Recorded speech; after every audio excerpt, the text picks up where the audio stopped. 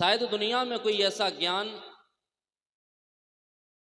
किसी महापुरुषों के द्वारा मिला हो जो पारदर्शी हो।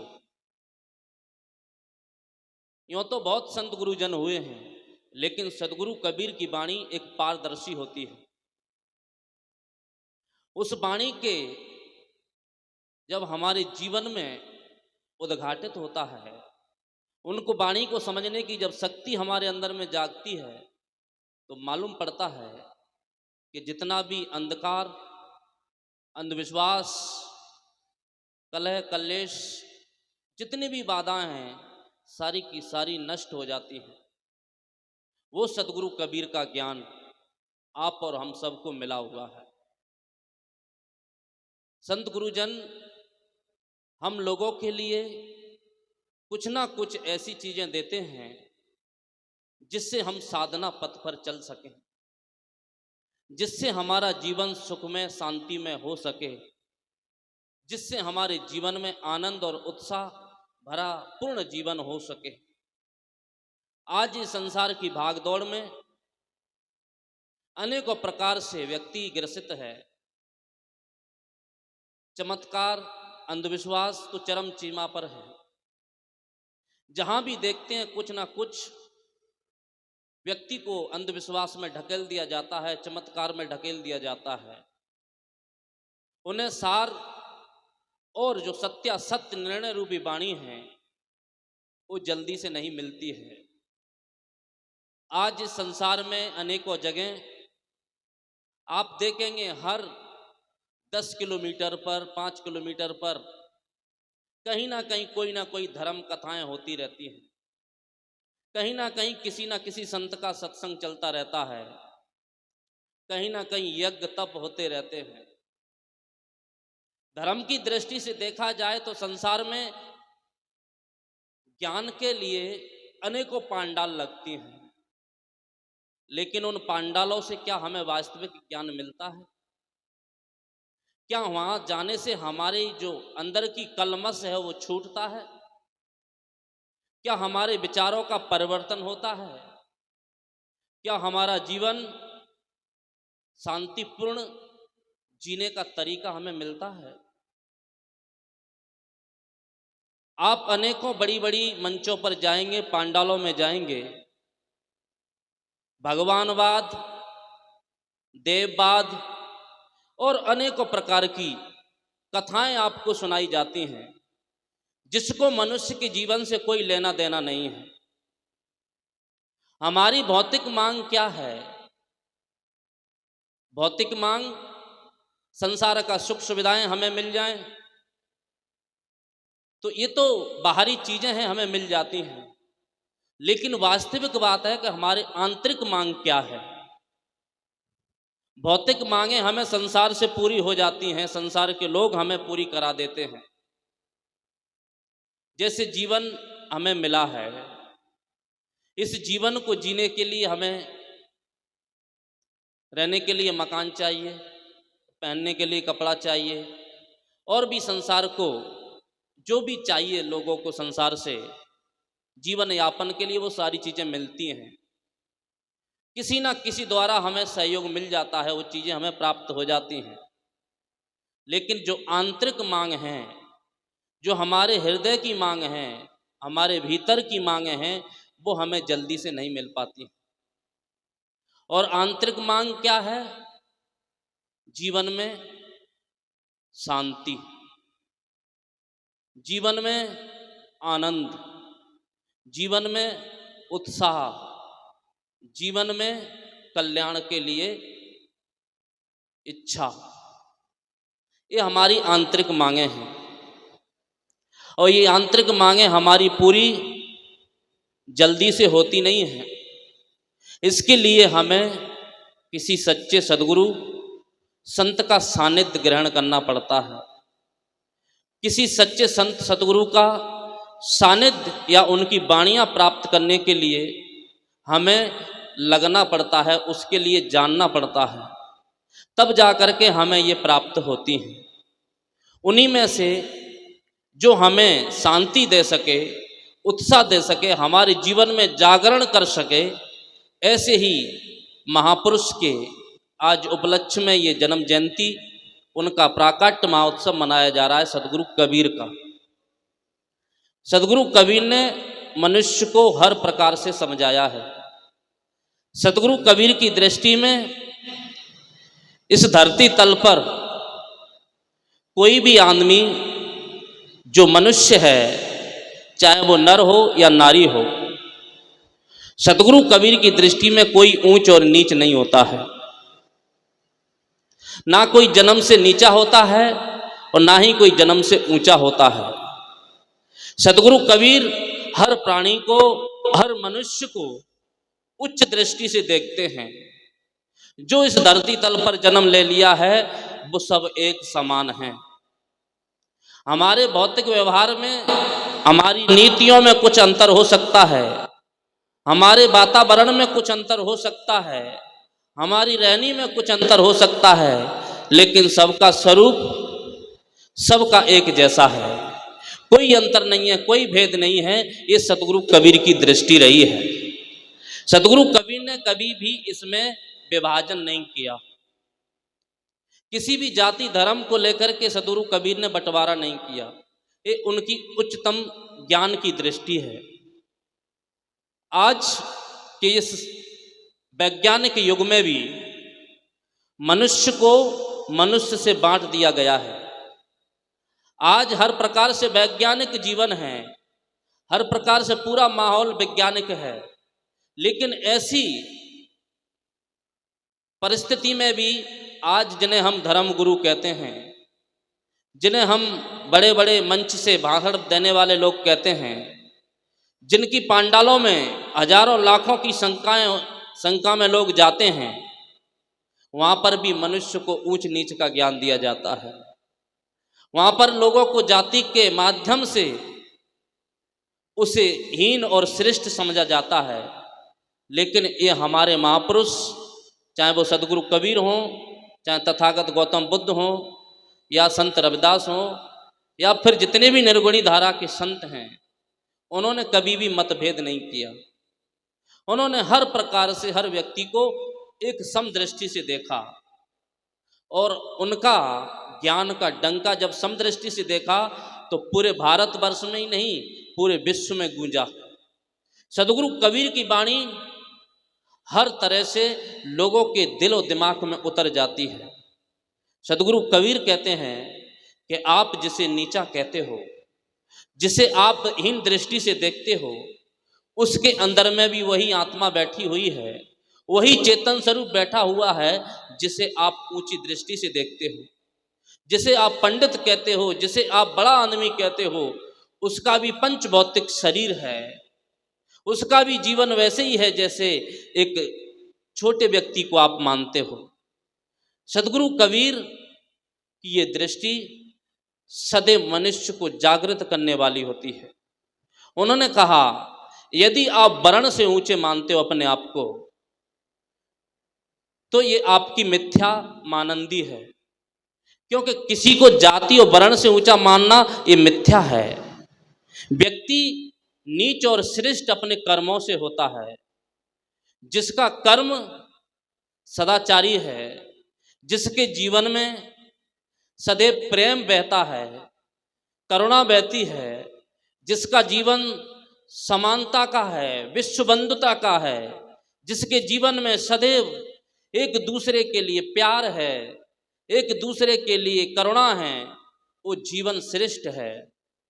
ना ही किसी को जाति के माध्यम से हीन भाव से देखता है, ना ही घृणा करता है, और दया की दृष्टि से देखता हो, वो आदमी श्रेष्ठ कहा जाता है सदगुरु कबीर की दृष्टि में। जो ज्ञानी है, जो समझदार है, जिसने वास्तविक ज्ञान को जाना है, वो सदैव आदमी को आदमी समझेगा, मनुष्य को मनुष्य समझेगा, उसमें कभी छुआछूत नहीं करेगा। लेकिन जिनके दिमाग में जातीयता का, वर्ण व्यवस्था का, ऊंच नीच का जो कचरा भरा हुआ है सदियों से, चाहे वो वेदों की श्रुतियां ले लो, अनेकों ग्रंथ ले लो जो लोगों ने मानन दिवस लिखे, जब किसी से पूछा जाता है कि वर्णों के अनुसार व्यक्ति ऊंचा और नीचा होता है। ये तो भगवान ने स्वयं लिखा है। भगवान कहते हैं कि आदमी ऊंचा और नीचा होता है। जो वर्ण बना दिए गए ये भगवान के लिखे हैं, किसी इंसान ने नहीं लिखे हैं। ऐसे कहने वाले लोग जरा विचार करें, जिस भगवान को सर्व व्याप्ति मानते हैं, जो सबको रचने वाला है, पूरी सृष्टि को बनाने वाला है, तो उसकी निगाह में, उसके मन में ये कैसे पैदा हो गया कि एक को मैंने ऊंचा पैदा कर दिया और एक को नीचा, एक को मैंने श्रेष्ठ बना दिया, एक को घृणित बना दिया। ये भगवान की दृष्टि नहीं हो सकती, ये तो किसी शैतान की दृष्टि होगी। क्योंकि भगवान कभी किसी को ऊंचा और नीचा नहीं बनाते हैं। भगवान कभी किसी इंसान को ऊंचा और नीचा नहीं देखते हैं। जो भगवान होगा वो कभी व्यक्ति में भेद नहीं कर सकता है। एक भगवान हुए जिन्हें हम तथागत गौतम बुद्ध कहते हैं। क्या उनकी दृष्टि में कभी कोई आदमी ऊंचा और नीचा था? एक सड़क छाप व्यक्ति यदि बीमार है, लाचार है, परेशान है, उनके हृदय में इतनी करुणा थी, जाकर के गले से लगा लेते, उसको यथासंभव हो सकता उसका सहयोग करते थे और उसे हृदय से लगा करके उसे करुणा का संदेश देते थे। ये वास्तविक भगवान है। जो भगवान इंसान को इंसान से बांट दे वो भगवान नहीं हो सकता। भगवान वो है जो इंसान को इंसान से जोड़ देता है। जो व्यक्ति की जो पार्टीशन है, जो दीवारें हैं धर्म की, जो दीवारें हैं नफरत की, जो दीवारें हैं जातिवाद की, जो दीवारें हैं आज वर्णवाद की, उसको ढा दे, उसको मिटा दे, उसे भगवान कहते हैं। चाहे वो तथागत गौतम बुद्ध हो या कबीर हो, इन्होंने वो काम किया। इन्होंने जातिवाद की उस दीवार को गिराया कि सदियों से व्यक्ति दो हिस्सों में बांट दिया गया था। इन्होंने उस धर्म की दीवार को गिराया जो धर्म के नाम पर लोगों को ऊंच और नीचा कहा गया। धर्म के नाम पर लोगों को एक को पांडाल में बैठने का अधिकार और एक को पांडाल के बाहर बैठने का अधिकार था। उस दीवार को गिराया। और कोई बहुत बड़ी पुरानी बात नहीं है, सदियों से तो चली आ रही है, लेकिन वर्तमान में भी ऐसी ऐसी बातें आज सुनने को मिलता है। कितने कथावाचक लोग हैं जो आज मनुष्य में और माताओं में भेद करते हैं।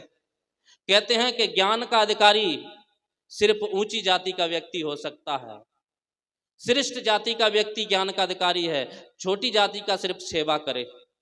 यदि ये भावना है और माताओं के लिए तो कोई अधिकार नहीं है, आज के कथावाचक पंडित लोग ऐसी बातें करते हैं।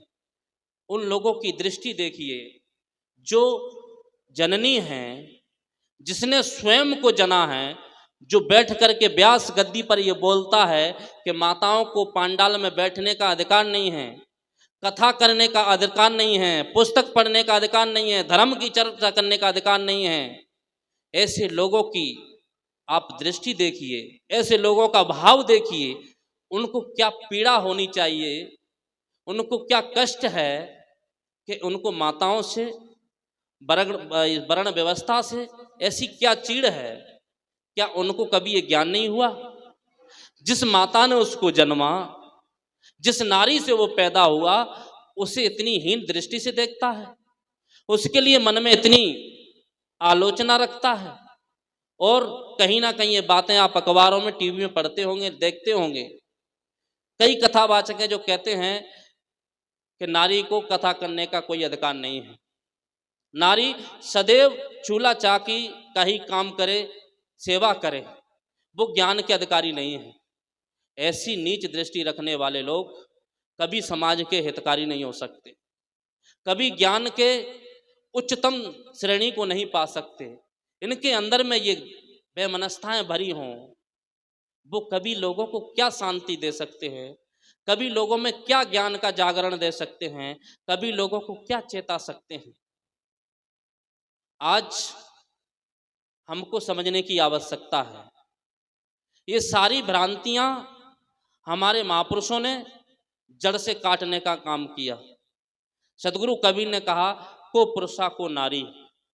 सदगुरु कबीर की दृष्टि में देह भाव से भले हो सकता है, शरीर की बनावट से नारी और पुरुष में अंतर हो सकता है, लेकिन आंतरिक दृष्टि से अंतर कुछ नहीं है। जो आत्मा नारी में निवास करती है वही नर में निवास करती है, जो पुरुष में है वही स्त्री में है। सदगुरु कबीर की दृष्टि में ना कोई नारी है ना पुरुष है, वो सबकी आत्मा को एक देखते हैं। और ये उच्चतम जो ज्ञानवान पुरुष होते हैं उनकी दृष्टि होती है कि वो शरीर के भेद को नहीं देखते हैं, वो आंतरिक भेद को देखते हैं। वो शरीर की दृष्टि से व्यक्ति में विभाजन नहीं करते हैं, व्यक्ति के ज्ञान के आधार पर विभाजन करते हैं। यदि हमारे कर्म नीच हैं तो सतगुरु कबीर की दृष्टि में भी हम नीच होंगे। यदि हमारे कर्म उच्च श्रेणी के हैं तो सदगुरु कबीर की दृष्टि में क्या, हर प्राणी की दृष्टि में हम ऊंच होंगे। सदगुरु कबीर यही कहना चाहते हैं कि आपका जीवन, आपका मन, आपकी इंद्रियां, आपका हर प्रकार से संसार का व्यवहार और व्यक्तिगत व्यवहार आपका सुंदर और मधुर होना चाहिए। आप अपने जीवन में तो आनंद की अनुभूति करें, आप अपने जीवन को तो सुचारू ढंग से चलाएं। आपके जीवन में तो ज्ञान, भक्ति और वैराग्य होना ही चाहिए। साथ साथ आपकी पीढ़ी में, आपके आने वाले बच्चों में, आपके परिवार में भी उसी का सर्वत्र जागरण होना चाहिए। हम धार्मिक बने, हमारे बच्चे भी धार्मिक बने, हमारा पूरा परिवार धार्मिक बने, हमारे पूरे परिवार में शांति का माहौल हो। ऐसा नहीं कि एक व्यक्ति घर का मुखिया सत्संग सुनता है, बाकी लोग सत्संग से दूर रहें। उनका भी इच्छा है, उनकी भी मांग है कि उनका भी जीवन सुख और शांति से कटे, उनका भी जीवन अनुभव करे, उन योग्यता को अनुभव करे, उस जीवन को जो संतों ने, महापुरुषों ने पाया, उस शांति को अनुभव करें जो संत और महापुरुष सुखी सुखी जीवन जीते हैं। आपने देखा होगा सदगुरु कबीर के चेहरे पर, आपने कभी भी किसी भी चित्र में देख लो, हमेशा मुस्कुराता हुआ चेहरा, सौम्यता। भगवान बुद्ध का चेहरा देखो आप, अब तो चित्र में देखेंगे, साक्षात तो नहीं है, लेकिन हमेशा सौम्यता और ध्यान में ये संदेश देना चाहते हैं। बाबा साहब का चेहरा देखो, एकदम खिला हुआ। अच्छा ये बताइए, आज के ज़माने में जितना बाबा साहब ने झेला है उतना हम झेल सकते हैं? किसी की हिम्मत है? जितना डॉक्टर बी.आर. अम्बेडकर ने झेला था, संघर्ष किया, उतनी बाधाएं हमारे जीवन में नहीं हैं। लेकिन फिर भी हम पिछड़े हुए क्यों हैं? फिर भी हम ज्ञान से दूर क्यों हैं? फिर भी हम उन विचारों से दूर क्यों हैं जिससे हमारे बच्चे उस रास्ते को क्यों नहीं अपना रहे हैं? एक अकेला व्यक्ति पूरे हिंदुस्तान में नहीं, पूरे विश्व में जागरण कर सकता है अपने दम पर। इतनी योग्यता हासिल कर सकता है जिस व्यक्ति को कहा जाता है कि स्कूल के बाहर बैठाया जाता था। जब उन्हें पढ़ने का अवसर मिला तो इतना मेहनत किए, इतना मेहनत किए कि आज पूरे भारतवर्ष का जो सिस्टम है, जो नियम है, कानून है, कायदा है, जो संविधान के रूप में है, पूरा भारत उनके कानूनों के अनुसार चलता है, उनकी बताई हुई लिखे हुए संविधान के अनुसार चलता है। उन्होंने कितना मेहनत किया। इन महापुरुषों का संघर्ष, इनके जीवन से हमें यही प्रेरणा लेनी चाहिए। यूं ही इनकी जयंती नहीं मनाते हैं। मान लीजिए बाबा साहब का जन्मदिन है 14 अप्रैल, उस दिन हमने खूब धूमधाम से मनाया, मालूम पड़ा पूरे शहर में पूरा हल्ला मचा दिए, खूब जयंती निकाले, खूब जुलूस निकाले, उनके जयकारे दिए, तो क्या इतना मात्र से हमारा जीवन बदल जाएगा? बहुत मालाएं हमने छिटकी, बहुत फूलों से एकदम पूरे सड़कों को ढक दिए, तो क्या बाबा साहब को शांति मिलेगी? बाबा साहब क्या चाहते थे? अम्बेडकर क्या चाहते थे? वो चाहते थे कि हर व्यक्ति मेरी तरह मेहनत करे। और पता है उनका एक एक शब्द इतना कारगर है, इतना झकझोरने वाला है। उन्होंने कहा जो शिक्षा से वंचित लोग हैं, जो अभी शिक्षा को नहीं अपनाए हैं, मैं उनको दोष नहीं देता हूँ, मैं उनको इस जिम्मेदारी का दोषी नहीं मानता हूँ कि आज लोग क्यों पिछड़े हैं, आज लोग नशाखोर क्यों बनते हैं, आज लोग जुआबाज क्यों बनते हैं, आज लोग गलत रास्ता क्यों अपना रहे हैं। जो आदमी अशिक्षित में उसको दोषी नहीं मानता हूँ, दोषी मैं उसको मानता हूँ जो शिक्षित है, जो किसी ना किसी किसी ना किसी पद पर आरूढ़ हैं, जो किसी ना किसी पोस्ट पर आरूढ़ हैं, वो यदि आदमी गलत संगत करता है, गलत खान पान करता है, गलत चीजों का सेवन करता है, तो समझिए ऐसे लोग ही मुझे धोखा देते हैं। ऐसे लोग ही जो शिक्षित हैं, उन लोगों ने ही मुझे धोखा दिया है। उनकी खुद की वाणी है कि मुझे अशिक्षित आदमी धोखा नहीं दे सकता है। धोखा कौन देता है? जो शिक्षित होता है। और धोखा कैसे देता है? क्योंकि शिक्षित आदमी यदि संस्कारी नहीं है तो वो चालाक बन जाता है, क्योंकि शिक्षा हमें चालाक बना देती है। और यदि शिक्षा के साथ साथ संस्कार है, महापुरुषों का ज्ञान हमारे जीवन में है, तो फिर वो संस्कारी बनता है। अंतर इतना ही है शिक्षा और संस्कार में। आपको एक भेद बता देता हूं कि शिक्षा और संस्कार में अंतर क्या है। यदि हमारे जीवन में शिक्षा है किसी महापुरुष की, जैसे मान लीजिए हमने भौतिक शिक्षा अर्जित कर ली, कोई डिग्री हासिल कर ली, डिग्री हासिल करने के बाद हमने उच्च कोटि का पद पा लिया, कोई नौकरी पा ली, कोई जॉब पा लिया। यदि हमारे अंदर में से शिक्षा के बल पर हम उस पद पर पहुंचे हैं, तो समझ लीजिए उस पद का हम अच्छे ढंग से निर्वहन नहीं कर सकते। क्यों नहीं कर सकते? क्योंकि हमने मेहनत तो की शिक्षा में, लेकिन हम ईमानदार नहीं हो सकते। फिर जब हमें दाव लगेगा, कोई आदमी हमारे सामने आएगा कोई काम करवाने के लिए, तो हम वहां पर रिश्वत के लिए हाथ फैला देंगे, वहां पर हम कुछ ना कुछ घूस लेंगे। क्यों? उच्च शिक्षा पाई, हमने पद पाया, लेकिन हमने लोगों के अंदर की आत्मा को नहीं देखा, लोगों पर दया दृष्टि हमारे अंदर में नहीं आई, करुणा का भाव हमारे अंदर में नहीं जागा, और हमने सिर्फ शिक्षा के बल पर पद का प्राप्ति तो कर ली, लेकिन उस पद की आड़ में फिर हम अधर्म करते हैं। जब हम बड़े आदमी बन जाते हैं, बड़े पद को हासिल कर लेते हैं, फिर व्यक्ति अधर्म करना शुरू करता है। क्यों? क्योंकि वो फिर घूसखोरी बन जाता है, रिश्वतखोरी बन जाता है, एक दूसरे के साथ हक मारने का अधिकारी हो जाता है, कुछ ना कुछ गड़बड़ करता रहता है, यदि उसे शिक्षा के साथ संस्कार नहीं मिला है तब। और यदि बचपन से उसे शिक्षा के साथ साथ संत महापुरुषों की जीवनी पढ़ाई गई हो, संत महापुरुषों का जीवन दर्शन कराया गया हो, उनके विचारों को उसके जीवन में ढाला गया हो, सदैव उनके विचारों से उसे ओतप्रोत कराया गया हो, तो आदमी शिक्षा के साथ साथ संस्कारित होता जाएगा। और फिर वो कभी भी जब पद पर भी पहुंच जाएगा, शिक्षा और संस्कार दोनों हैं, तो उसे ये लगेगा कि नहीं, ये गलत काम है, इस काम को मैं नहीं कर सकता।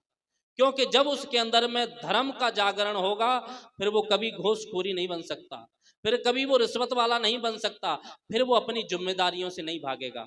क्योंकि धर्म संस्कार हमें जिम्मेदारी निभाना सिखाता है, जिम्मेदारी से कर्म करना सिखाता है। और जहां हमारे अंदर में शिक्षा और संस्कार नहीं होता है, धर्म नहीं होता है, वहां पर हम जिम्मेदारियों के साथ साथ अपने जीवन को नरक बना लेते हैं।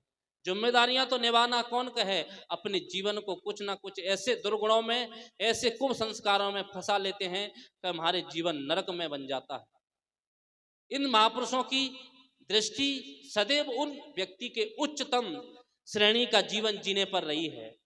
संतों ने कहा कि आपका जीवन सदैव चमकता रहे, आपके जीवन में सदैव धर्म का जागरण रहे, आपका जीवन सदैव करुणा में जीता रहे।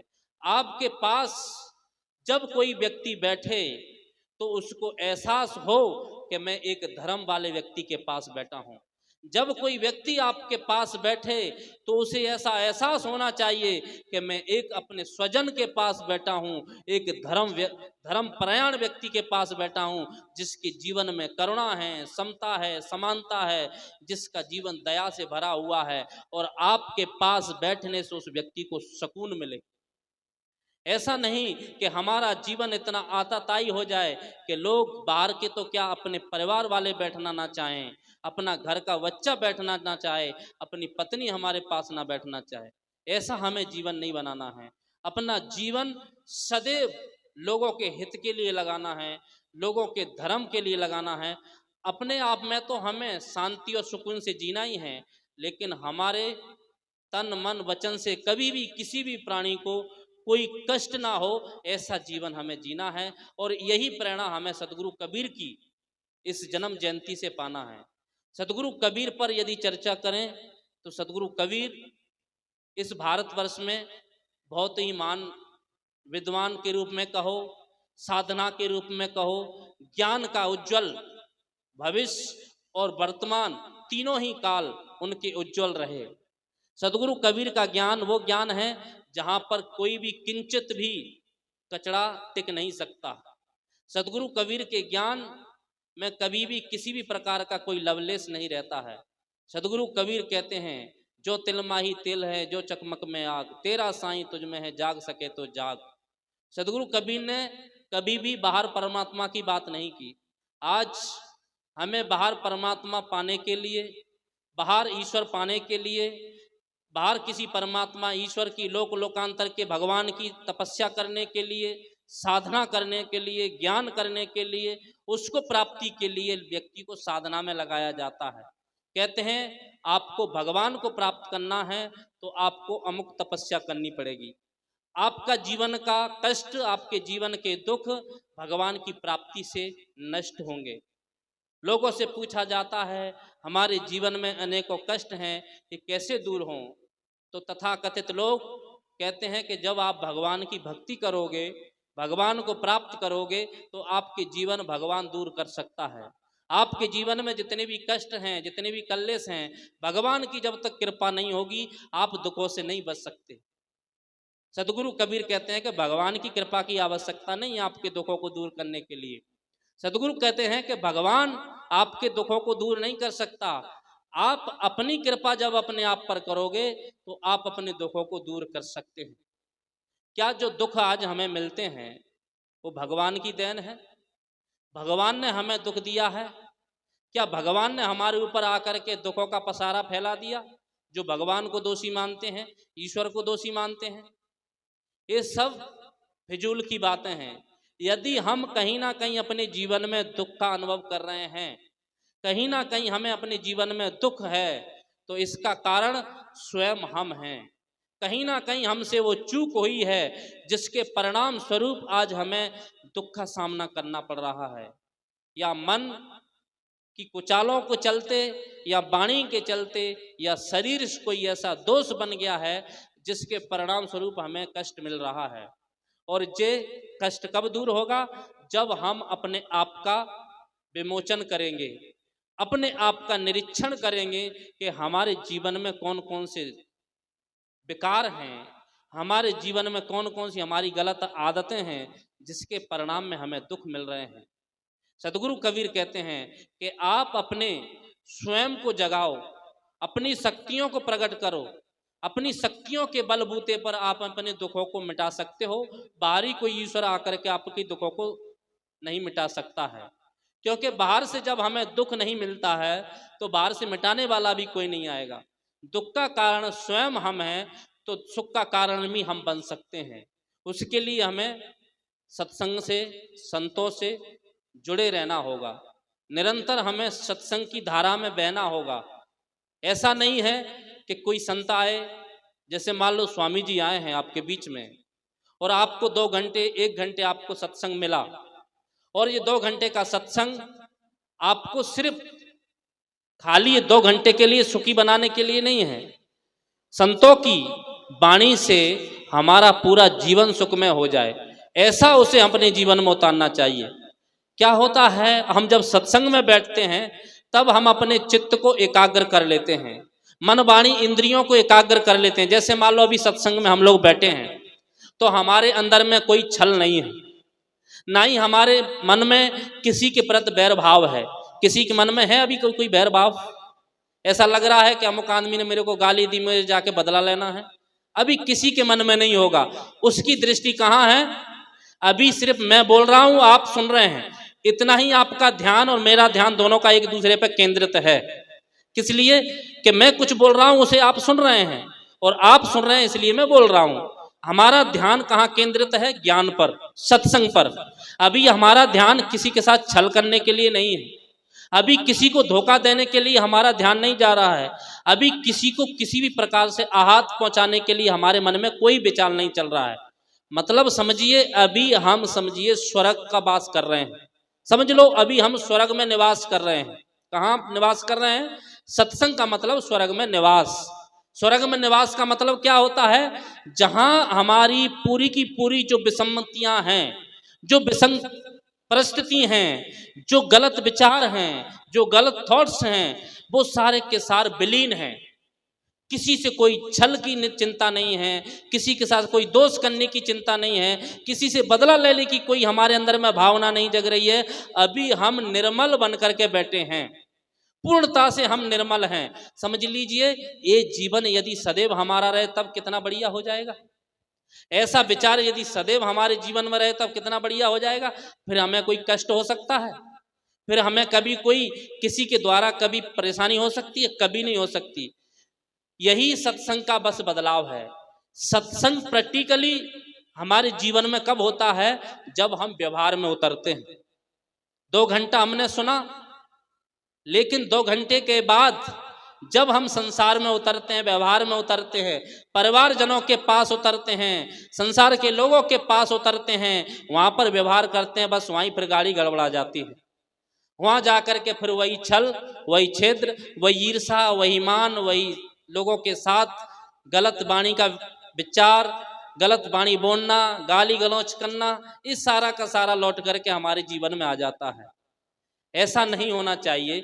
संत और सतगुरु कबीर की वाणी, संतों की वाणी सदैव हमारे जीवन में साथ रहे, तभी इसका आप पूरा लाभ ले सकते हैं। क्योंकि ज्ञान और शरीर ये सदैव एक दूसरे के पारदर्शी होना चाहिए, एक दूसरे के साथ मिलकर के रहना चाहिए। ज्ञान सिर्फ मंच से कहने के बाद नहीं है, या यहाँ सुनने के बाद ऐसा नहीं है कि बस हमने सुन लिया और हमारा कल्याण हो गया। ज्ञान का प्रैक्टिकल संसार में जब हम अच्छे ढंग से करेंगे तभी उसका प्रैक्टिकल होता है और उसका लाभ मिल सकता है। सतगुरु कबीर वही कहते हैं कि आपके जीवन में प्रैक्टिकली ये ज्ञान जब होगा तब आपको सतगुरु कबीर की वाणी से, अन्य महापुरुषों की वाणी से लाभ मिल सकता है। आज सतगुरु कबीर वही हमें बताना चाहते हैं कि आप ना तो किसी जातिवाद में बटो, ना ही किसी छुआछात में बटो, और ना ही किसी ईश्वर परमात्मा की अलग से लोकांतर में कल्पना करो। जो परमात्मा है, ईश्वर है, वो आपके हृदय अंदर में है, आपकी अपनी आत्मा है। उस आत्मा को जानो, उस ज्ञान को जानो, उसके आधार पर आज जगत का सारा पसारा फैला हुआ है, उसी आत्मा की देन है, उसी अंतर के ज्ञान की देन है। संसार में जितना भी भौतिक व्यवस्था है सब इस अंतरात्मा का ज्ञान है। इस ज्ञान को जानो। सतगुरु कबीर की दृष्टि सदैव मनुष्य को बाहर से अंदर की तरफ लौटाने की होती है, और इसीलिए वो संत महान बने। उन्होंने जीवन में हमेशा लोगों को सतमार्ग दिया, सच्चा ज्ञान दिया, और सदैव उनका जो ज्ञान है वो शाश्वत रहा। आप देखेंगे पुराणों की कथाएं पुरानी हो सकती हैं, वेदों के वचन झूठे हो सकते हैं, पुराने हो सकते हैं, शास्त्र पुराने हो सकते हैं, लेकिन सतगुरु कबीर की वाणी पुरानी नहीं हो सकती।